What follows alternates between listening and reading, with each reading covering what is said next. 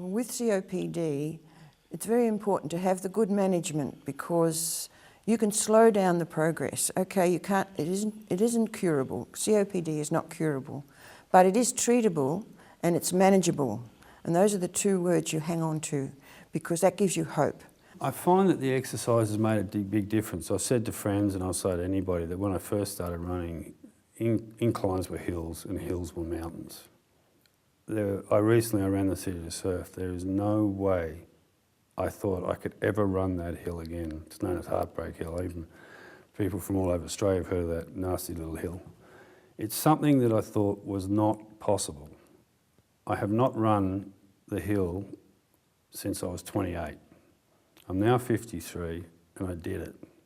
I've noticed that if you don't exercise for a week or so, your capability of doing small things, might only be weeding the garden, etc., your physical fitness reduces. Whilst you're keeping yourself active and doing exercises on a regular basis, it becomes easier and you become stronger. He can't do what he used to be able to do, but he'll do things slowly. Even when he gave up his building work, he still did lots around our properties with the building, and he always enjoyed it, and he just took his time over it. It just takes longer. And very satisfying to be able to keep doing these things as long as possible because you have to keep active. Lungs are quite lazy little critters. If you stop exercising them, they're more than happy to sit on the couch and get fat and lazy and not do their job at pushing oxygen around your body. Because of the disease, you build up mucus within the lung tissues and it won't move. You are then susceptible to pneumonia and colds and chest infections and the horrible coughing because your body's trying to expel it but it cannot. So exercise, I don't sound that pleasant when I'm in an RPM class because exercise shifts all that. What's basically happening through the exercise is you're getting all your body, all your other organs, all your muscles, getting them stronger to support your lungs. So years ago, they used to think anybody with lung disease should not do any exercise at all. You should just sit and die, basically. Now it's totally the opposite. The more you do, the better off, you know, within reason. You can have a really, really good diet, be a very, very healthy person, but if you don't push your lungs a little bit each day, if you don't push your body a little bit each day, then you're not going to be as efficient with your breathing. Your oxygen saturation is not going to be as efficient.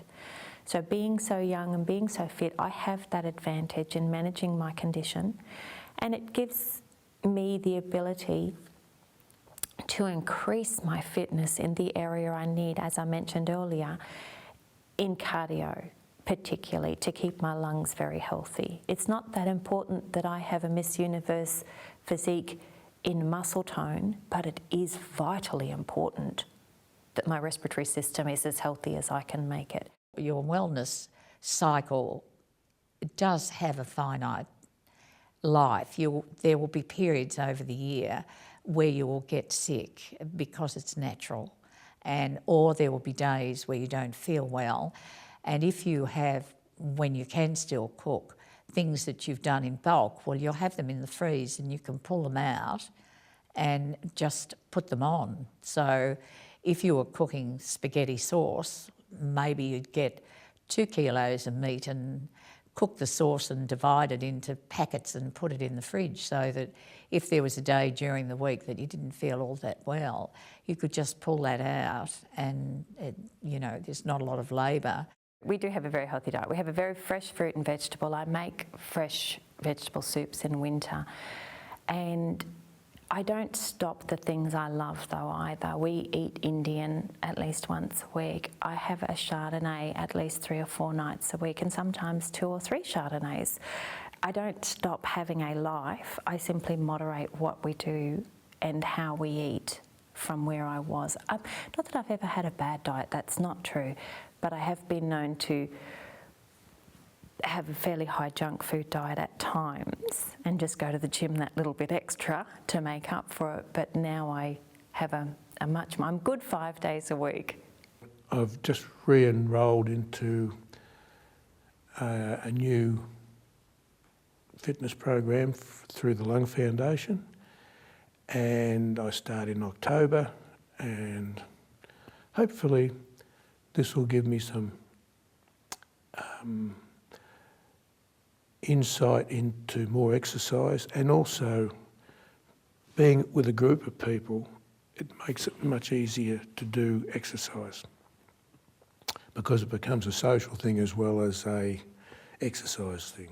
So you tend to do it. Whereas if you're on your own, do it tomorrow, it's too cold today, or it's too hot, and you just put it off. But if you're going to meet a group of guys or women to do these exercises, it's motivation, and it's great. Work builds up, family pressures build up, you've still got to cook and clean and iron, and you've still got to do all the things that relate to life. You still want to go out and have friends, you still want to go out and do all these things. And exercise goes, you just exhaust yourself for an hour a day, and then it's just like nothing's insurmountable.